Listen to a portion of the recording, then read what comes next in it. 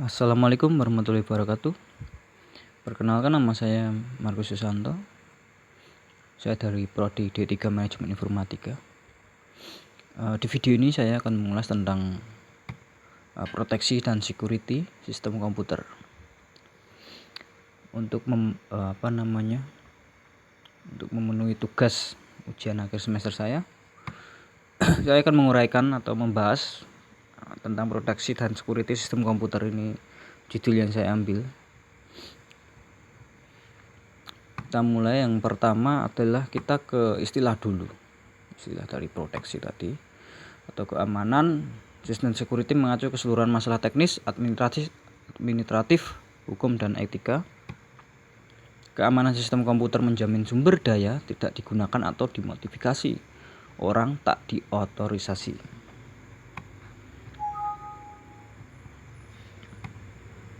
Dan yang ketiga, ada istilah juga proteksi, mekanisme yang digunakan untuk memproteksi atau melindungi informasi pada sistem komputer. Apa sih proteksi itu? Implementasinya apa? Implementasi pengamanan sangat penting untuk menjamin sistem tidak diinterupsi dan diganggu. Proteksi dan pengamanan terhadap perangkat keras dan sistem operasi sama pentingnya. Ini yang. Dan kita lanjut lagi tentang keamanan. Keamanan sistem terbagi itu menjadi 3. Keamanan eksternal atau external security. Yang kedua itu keamanan interface pemakai atau user interface security. Yang ketiga itu keamanan internal security. Apa sih masalah-masalah keamanan? Masalah-masalah keamanan terdapat 2 masalah penting, yaitu kehilangan data atau data loss. Ini yang sangat banyak problem yang dikeluhkan oleh seorang user terhadap masalah keamanan, seperti bencana. Ini bencana seperti bisa juga bencana sengaja tidak sengaja, kesalahan perangkat keras dan lunak, atau mungkin dari bawaan, itu juga bisa, atau juga dari usernya, ini dari kelalaian manusia, kesalahan. Ini adalah masalah dari keamanan. Ini tadi dari kehilangan data loss. Yang ke B kita menuju adalah penyusup, yaitu yang atau istilahnya intruder. Intruder itu sendiri adalah terbagi 2 juga, yaitu penyusup pasif. Penyusup pasif itu membaca data yang tidak diotorisasikan, dan yang kedua itu penyusup aktif. Penyusup aktif itu mengubah data yang diotorisasikan. Bagaimana cara mengatasinya itu juga nanti akan kita bahas. Sebelumnya kita ke kategori penyusupan. Kategori penyusupan itu yaitu lirikan mata pemakai non teknis. Ini juga termasuk dari yang kategori penyusupan juga antar user. Penyadapan oleh orang dalam, ini juga terkategori penyusup, sudah jelas. Yang ketiga itu usaha hacker dalam mencari uang, yang menjadi problem dalam keamanan kita. Keempat itu spionase militer atau bisnis, itu juga termasuk dalam kategori penyusupan. Dan kita menuju ke ancaman-ancaman keamanan. Apa saja ancaman keamanan itu? Nah, kita ke tujuannya dulu, yaitu adalah tujuan sasaran pengaman. Nah, ini menghindari, mencegah, dan mengatasi ancaman terhadap sistem.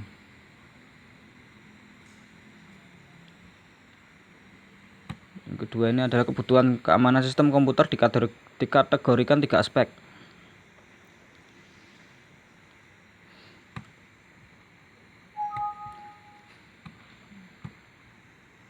Dan 3 aspek tadi kita akan uraikan. Kerahasiaan atau sekresi, itu istilahnya adalah menjamin keterjaminan bahwa informasi di sistem komputer itu hanya dapat diakses oleh pihak-pihak yang diotorisasi, tetap terjaga konsistensi dan keutuhan data dari sistem itu, kerahasiaan sekresi. Dan yang kedua itu integritas atau integrity. Integrity tersebut bisa dengan istilah sumber daya sistem komputer dapat dimodifikasi oleh pihak-pihak yang diotorisasi. Ini dari integritas atau integrity dalam kebutuhan keamanan tadi. Dan yang ketiga kita bahas atau ketersediaan availability. Ini adalah keterjaminan bahwa sumber daya sistem komputer tersedia bagi pihak-pihak yang diotorisasi saat diperlukan. Jika sistem dikatakan aman bila 3 hal tersebut itu tercapai, itu sistem dikatakan sangat aman.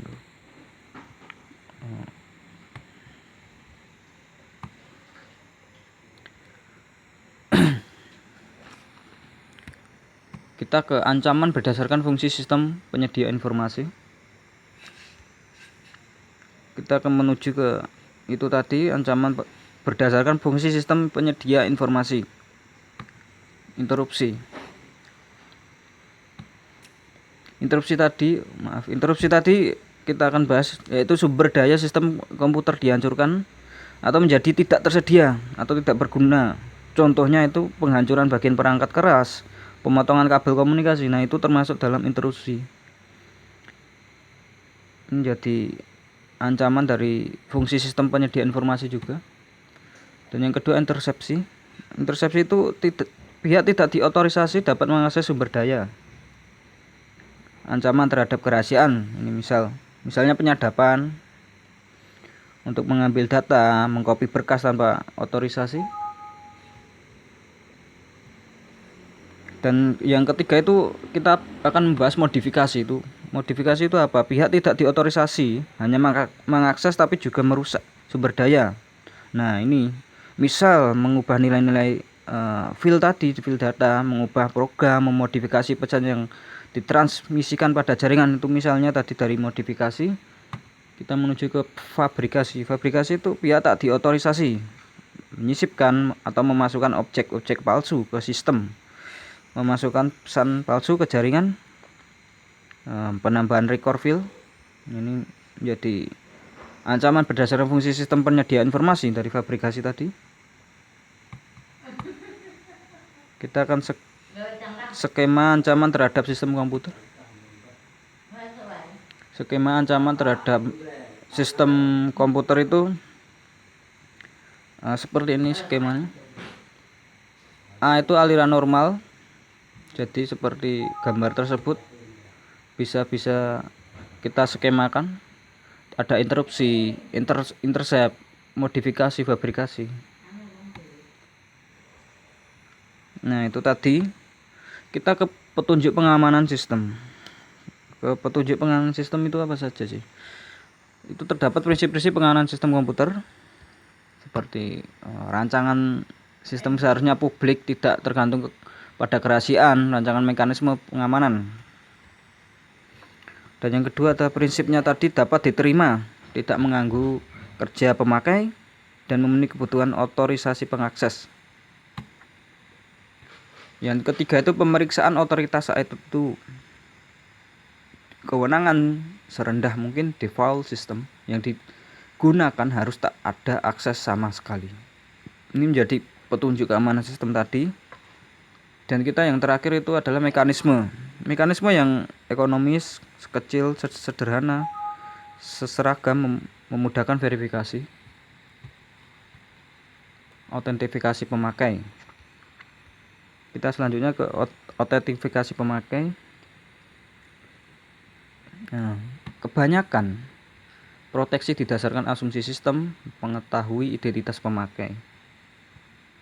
Masalah identifikasi pemakai ketika login disebut autentifikasi pemakai atau user authentication.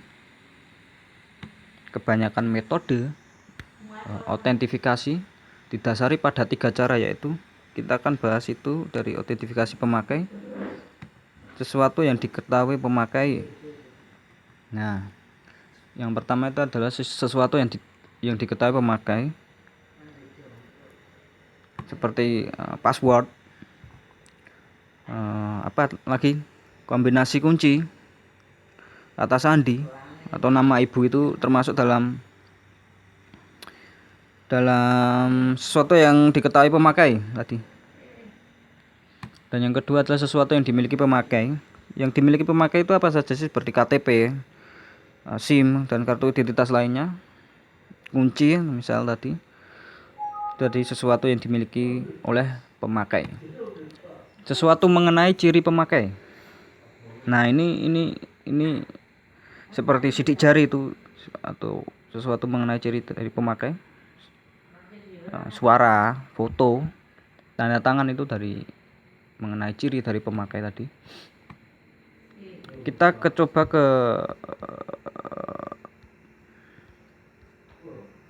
mekanisme proteksi sistem komputer. Ini akan kita uraikan pada sistem komputer tersebut banyak objek yang perlu diproteksi. Misal dari objek perangkat keras. Objek perangkat keras itu termasuk sebagai pemroses, segmen, memori, terminal, disk drive, printer. Itu adalah objek perangkat keras yang harus menjadikan mekanisme proteksi sistem komputer. Dan yang kedua adalah objek perangkat lunak. Perangkat lunak itu adalah proses seperti file, basis data, dan sebagainya. Kita akan matrik pengaksesan objek. Matrik pengaksesan objek itu masalah adalah mengenai cara, dari proteksi tadi memiliki masalah mengenai cara mencegah proses mengakses objek-objek yang tidak diotorisasi. Dan selesai, kita sekian dulu. Terima kasih. Wassalamualaikum warahmatullahi wabarakatuh.